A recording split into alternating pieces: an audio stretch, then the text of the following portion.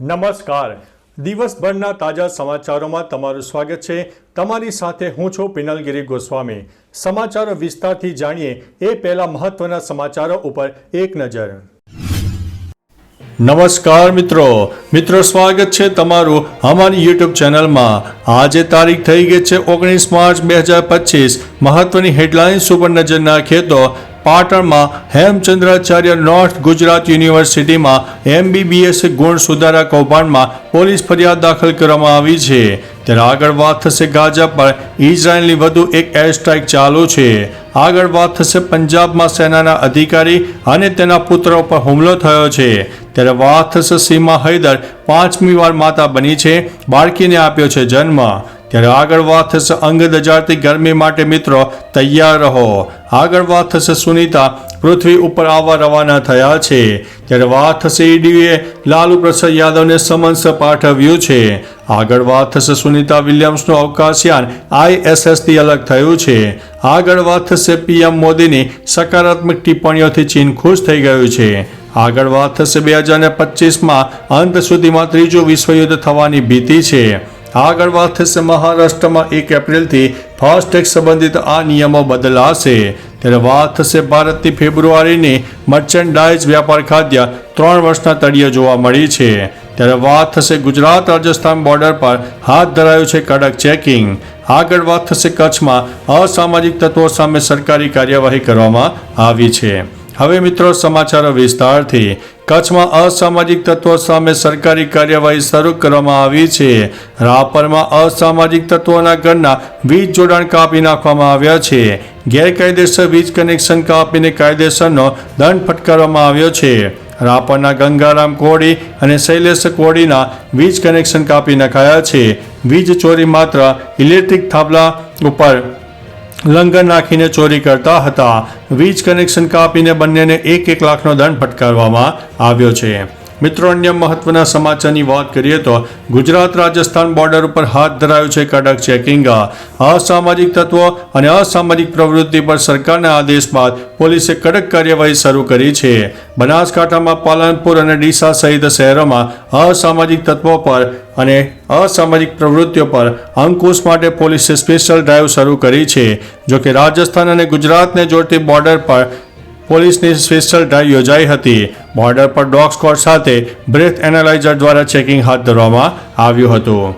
મિત્રો અન્ય મહત્વના સમાચારની વાત કરીએ તો ભારતની ફેબ્રુઆરીની મર્ચેન્ડાઇઝ વ્યાપાર ખાદ્ય 3 વર્ષના તળિયે જોવા મળી છે.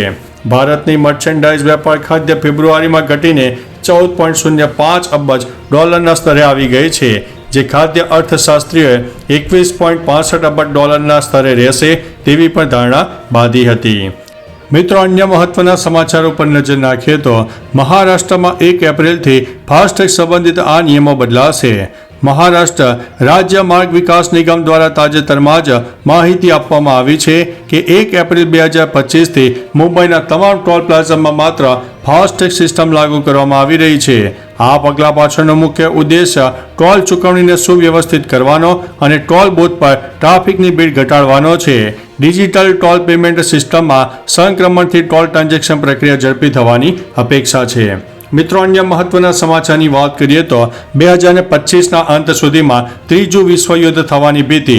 બ્રિટનના વિખ્યાત ભવિષ્યવેતા જેઓ નવા નેસ્ટ્રોડોમસ તરીકે જાણીતા થઈ ગયા છે, તેઓ કેટલીય મોટી ઘટનાઓ વિશે સચોટ ભવિષ્યવાણી કરી હતી, જેમાં મહારાણી એલિઝાબેથ બીજાના નિધનથી તેમજ COVID-19ના ફેલાવાની આગાહીઓ આવૃત્ત છે. તેમની ભવિષ્યવાણી પ્રમાણે 2025 સુધીમાં તેના અંત સુધીમાં વિશ્વયુદ્ધ ફાટી નીકળશે. બાબા વેંગાએ પણ 2025ના અંતમાં વિશ્વયુદ્ધની આગાહી પણ કરી હતી. મિત્રો અન્ય મહત્વના સમાચારની વાત કરીએ તો PM મોદીની સકારાત્મક ટિપ્પણીઓથી ચીન ખુશ થયું છે. ચીને સોમવારે કહ્યું હતું કે તે બેઇજિંગ અને નવી દિલ્હી સંબંધો પર PM મોદીની તાજેતરની સકારાત્મક ટિપ્પણીઓની કદર કરે છે. અમેરિકન પોડકાસ્ટર લેક્સ ફ્રીડમેન સાથેની વાતચીતમાં વડાપ્રધાન મોદીએ બંને દેશો વચ્ચેના મતભેદોને સંઘર્ષમાં ન વધે તે માટે કરવામાં આવી રહેલા પ્રયાસો ઉપર ભાર પણ મૂક્યો હતો. PM મોદીએ જણાવ્યું છે કે વૈશ્વિક સ્થિરતા અને સમૃદ્ધિ માટે ભારત અને ચીન વચ્ચે સહયોગ જરૂરી છે. મિત્રો અન્ય મહત્વના સમાચારની વાત કરીએ તો સુનીતા વિલિયમ્સનું અવકાશયાન ISSથી અલગ થયું. અવકાશમાં ફસાયેલા અવકાશયાત્રીઓ સુનિતા વિલિયમ્સ અને બચ વિલમોર 9 મહિના અને 13 દિવસ પછી પૃથ્વી પર પાછા ફરી રહ્યા છે. 19 માર્ચે સવારે 3 વાગે અને 27 વાગે ફ્લોરિડાના દરિયાકાંઠે તે ઉતરવાનું આયોજન હતું. ત્યારે હાલ તેઓનું અવકાશયાન ISSથી અલગ પણ થઈ ગયું હતું. મિત્રો, અન્ય મહત્વના સમાચારની વાત કરીએ તો ઈડીએ લાલુ યાદવને સમન્સ પાઠવ્યું છે. ઈડીએ જમીન કૌભાંડ કેસમાં RJD સુપ્રીમો લાલુ યાદવને સમન્સ પાઠવ્યું છે. તેમની સાથે રાબડી અને તેજ પ્રતાપ યાદવને પણ એજન્સીએ પૂછપરછ માટે બોલાવ્યા છે. આ મામલે પશ્ચિમ મધ્ય રેલવેના જબલપુર ઝોનમાં 2004 અને 2009ની વચ્ચે ગ્રુપ ડી પોસ્ટર્સ પર કરાયેલી નિમણૂકો સાથે સંબંધિત છે. એવો આરોપ છે કે રેલવે મંત્રી રહી લાલુએ ઉમેદવારોના પરિવાર અથવા તો સહયોગીના નામે જમીન ટ્રાન્સફર કરાવી છે અને બદલામાં તેમની નોકરીઓ આપી હતી. મિત્રો, અન્ય મહત્વના સમાચારની વાત કરીએ તો સુનિતા પૃથ્વી ઉપર આવવા રવાના થયા. નાસાના અવકાશયાત્રીઓ સુનિતા વિલિયમ્સ અને વિલમોર આખરે આંતરરાષ્ટ્રીય અવકાશ કેન્દ્રથી પૃથ્વી માટે રવાના થયા. નાસા અનડોકિંગ પ્રક્રિયાનું જીવન પ્રસારણ કર્યું. જો તમે વિડીયોમાં જોઈ શકો છો, 8 દિવસની અવકાશ યાત્રા પર ગયેલી સુનિતા વિલિયમ્સ ટેકનિકલ ખામીને કારણે 9 મહિના સુધી ISSમાં રહી. તેમને પૃથ્વી પર પહોંચવામાં 17 કલાક લાગવાનું આયોજન છે. તેમનું અવકાશયાન 19 માર્ચે સવારે 3:27 ફ્લોરિડાના દરિયાકાંઠે ઉતરવાનું હતું. મિત્રો, અન્ય મહત્વના સમાચારની વાત કરીએ તો અંગ દજાડતી ગરમી માટે તૈયાર રહો. વેસ્ટર્ન ડિસ્ટર્બન્સની અસરના કારણે ઘણા રાજ્યોમાં વરસાદ પડ્યો અને તાપમાનમાં ઘટાડો જોવા મળ્યો, જેના કારણે ગરમીમાંથી રાહત મળી હતી. વાતાવરણ ખુશનુમા બન્યું હતું, પરંતુ હવે ઉત્તર ભારતમાં ઉનાળાની સિઝન શરૂ થવાની છે. હવામાન વિભાગના જણાવ્યા અનુસાર આગામી દિવસોમાં તાપમાનમાં સતત વધારો થવા જઈ રહ્યો છે અને હાલમાં વરસાદની કોઈ શક્યતા નથી. મિત્રો, અન્ય મહત્વના સમાચારની વાત કરીએ તો સીમા હૈદર 5મી વાર માતા બની છે. બાળકીને આપ્યો છે જન્મ. પાકિસ્તાનમાંથી નેપાળના રસ્તે ભાગીને ભારતમાં આવેલી સીમા હૈદર 5મી વાર માતા બની છે. આ બાળક સીમા અને સચિનનું છે. હૈદરે ગ્રેટર નોઈડાની હોસ્પિટલમાં મંગળવારે સવારે લગભગ 4:30 વાગે બાળકીને જન્મ આપ્યો. લગભગ 2 વર્ષ પહેલા 4 બાળકો સાથે પાકિસ્તાનથી દુબઈ અને નેપાળના રસ્તે ભારતમાં આવી હતી. જોકે તેને હજુ સુધી ભારતની નાગરિકતા મળી નથી. મિત્રો, અન્ય મહત્વના સમાચારની વાત કરીએ તો પંજાબમાં સેનાના અધિકારી અને તેના પુત્ર પર હુમલો. પંજાબમાં સેનાના એક વરિષ્ઠ અધિકારી અને તેમના પુત્ર વચ્ચે મારપીટના મુદ્દે જોર પકડી રહ્યો છે. રાજ્યની મુખ્ય વિપક્ષી પાર્ટી કોંગ્રેસે આ ઘટનાને લઈને આમ આદમી પાર્ટી સરકારને ઘેરી છે. કોંગ્રેસનું કહેવું છે કે જ્યારે સેનાના વરિષ્ઠ અધિકારીઓ સુરક્ષિત નથી તો સામાન્ય માણસનું શું? એવા પણ સમાચાર છે કે આ ઘટનાને લઈને અત્યાર સુધીમાં 12 પોલીસ કર્મીઓ સહિત ઘણા અધિકારીઓને સસ્પેન્ડ પણ કરવામાં આવ્યા છે. મિત્રો, અન્ય મહત્વના સમાચારની વાત કરીએ તો ગાઝા પર ઇઝરાયેલની એર સ્ટ્રાઇક ચાલુ.